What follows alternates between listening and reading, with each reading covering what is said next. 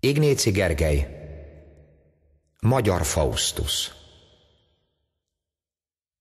Gyermekek lelkei tipegő csillagok meséltek egy szikláról, ahol egyszer találkoztak a magyarok. Azok, akik Isten kertjeit, és azok, akik őseink földjeit vigyázzák, mossák, óvják a mocsoktól, a sártól, a gyalázattól. Azt mesélték, hogy a szerelmes lelkek összebújtak azon az estén, az Árnyéktánc hegyén, mely csupán már csak őseink szívében él. De volt köztük egy, ki azon az estén hazáját keresvén egyedül bolyongott. Ezért Isten szavára a bíborhajnal, az ébredő nappal megállt parancsolt.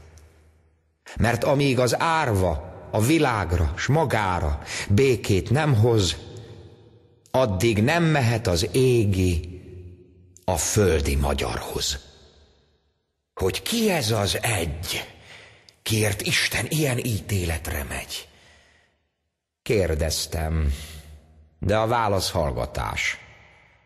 Sok lesütött szem, később megriadt suttogás. Azt mondták, különös sorsú, félig égi, félig pokolarcú, magas oroszlán testét turul szárnyak repítik, és látni a fehér tollakon, amint a friss vér folyik, csak folyik. Tépőfoga éhes, mint karjában a penge, lába nem éri a földet, ő előtte mindenki gyenge, zöld szemének magja méri a büntetést. Elmesélem sorsát, a halált s a születést. Nagyon-nagyon rég volt, hogy erre járt.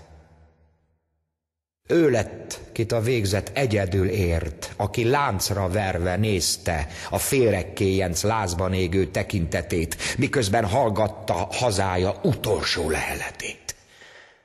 Akkor elpattant egy ér a fejébe, mert nemzete halála, mint fejsze az eleven fába belevágott szívébe, és szakította azt meg, hogy menjen utána. De becsülete, mint a lepke a túlvilágból a gyalázott hóvirághoz, sietve visszaszállt, mert szárnyat kapott, fehéret, mint a lelke, mint a jégben edzett penge, amit más átka húz, ami visszavág. Angyal lett. Ki itt ragadt? Szája véres, mint az átok, mint az utolsó könycsepp, mi a halott virág kihűlt szirmára szállott. Visszajött. De otthonát, hol megpihenhetett volna, a sziklán sehol sem találta. Ordított, mint abban a percben, mikor meglátta a halált, s a haldokló hazát.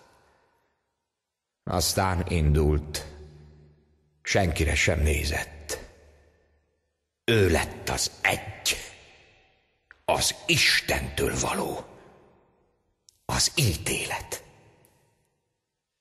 Első lépése az ég volt, hogy szólítsa nemzetét, hogy felkiáltsa neki, van, ki igazságot tegyen, van itt lent, aki szereti még. Második a tengermélye volt. A pokol izzó magjához rohant, ott helyet parancsolt magának, s szólt, ő előtte jönni fog egy, ki hazamegy oda, ki a pokolban fogant.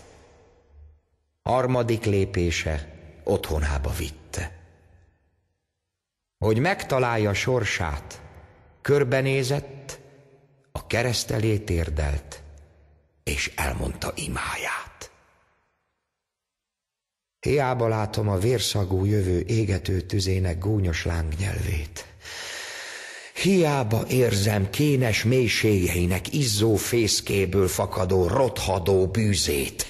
Csontig hatoló fájdalom, hússzaggatás hangja hiába ordítja felém elég, amíg odalent van, aki mosolyog, s azt mondja, halált ide még. Remegett. De megtalálta az utat, mit járnia kell. Megtalálta magát, amint lelke új életre kell. Zokogó szívvel lelkében fekélyes, mérgezett sebbel indult a gyógyulás a keserű bosszú felé. Hosszú útja közben, aztán a ködben egy falevél hullott megkopott csizmája elé, a mező izzó szirmai közé. Az utolsó igaz magyar vértől még duzzadó erei elhaló hangon egy üzenetet suttogtak neki. Menj oda, hol a farkas gyermeket nemz. Ő az, ki a féreg gyilkosát neveli. Menj oda, hol a szabadságot 700 éves tölgy és újszülött fenyő karöltve figyeli. Őket elszakították tőlünk, mégis erősek maradtak, értünk. Indulj, ne várj, mert ha a jövendő harcban tollad nem áll mellette, veszélyben a néped csendes szűzhóban áldott tiszta élete. Tudnod kell, hogy élnek ott anyák, kik félnek a farkastól, pedig a tiszta lény előttük tisztelettel hódol. Vidd meg a hírt az emberasszonyának, hogy amíg a mézes szájú barát ellenséget kovácsol, és ura lesz fia rabigájának, addig a farkas az övéit fogakkal tanítja, s adja, ha kell, becsülettel a halálnak. Ezt halván indult sietve a zsizsegő fák közé, hol a bokor, mint alázatos kóbor kutya menekült futva, mikor meglátta őt, hogy lába sem mozdul, csak közeledik, s amerre jár, minden fénnyel telik. Aztán megállt a szikla még tiszta patakja, és fertőfalva között. Majd az emberasszonyának árnyakkal borított elméjéhez csendes szavakkal így közelített. Ringasd, gyermeked, ringasd, míg nem tudod, kinek ringatod. Aztán neveld gyilkosnak, vagy add a láva folyónak. Mert tudd meg, a börtönnek neveled. Életét rabigába tereled, és a korbács kezűek fiad vértől duzzadó, lázadó testét majd piócáknak adják. Karjain nem lesz puha a tenyér, ajkaihoz nem ér majd soha friss, meleg kenyér. Tejet melledből kap utoljára, aztán már csak fekete olaj jut kiszáradt, felrepett szájára. De ha karodon a gyermek, hamarabb kap kardot, mint szeretőkezet, lesz esélye. Ő lesz a méreg, az utolsó kenet, mi a piócát végleg, mint a gyászmenet, márványba temeti. Ringasd, gyermeked, még ringathatod. Aztán döntsd el, hogy a rabszolga életnek, vagy a szabad halálnak adod. Az asszony, kinek hazája ez a megcsonkított hon, megértette, hogy eljött az angyal, ki tollával, a karddal majd mindent papírra vet, és tintájával életre kelti majd az élet elszáradt betűit, hogy kiírtsa tetőit a fának és bokornak, hogy nyomát se hagyja a szürkehályogos nyomornak, minek a kékvérű néma szobor az istene, akinek soha sincs neve, csak mindig újabb és újabb ígérete.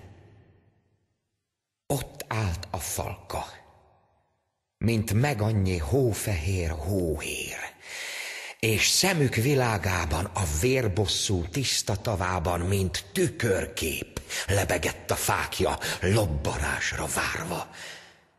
Majd eléjük állt az angyal, tollával a karddal, és felírta az égre azon a szent helyen: egy az ellen.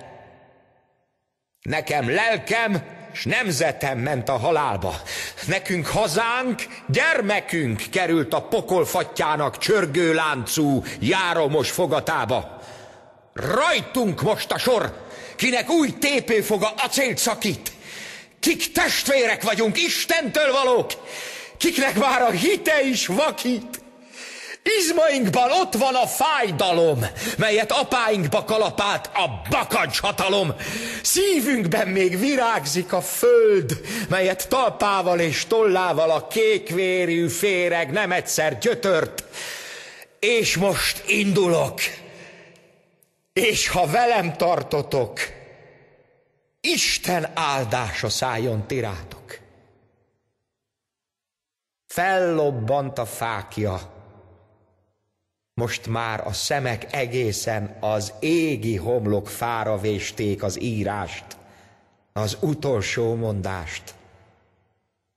Akár a halálig, Isten színe előtt.